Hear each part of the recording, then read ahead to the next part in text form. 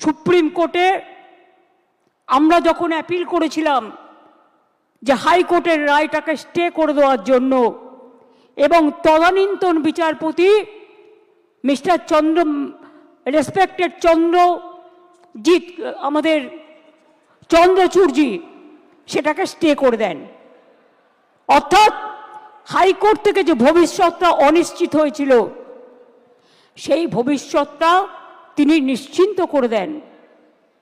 তারপর আবার দেখলাম আরেকজন বিচারপতি এলেন, একজন প্রধান বিচারপতির একটা রায়কে আর একজন প্রধান বিচারপতি সম্পূর্ণভাবে যোগ্য অযোগ্য না দেখে বাতিল করে দিলেন। মনে রাখবেন,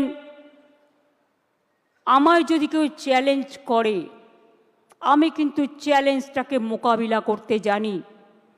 আমি কোর্টকে বলছি না, এটা কোর্টের দোষ নয়, দোষ তো সেই মুখ আর মুখোশদের যারা আপনাদের নিয়ে খেলা করেছে। বাট আমি একটা কথা বলতে চাই, আমি বেঁচে থাকাকালীন যোগ্য প্রার্থীদের কারো চাকরি কেড়ে নিতে দেব না। It is my commitment.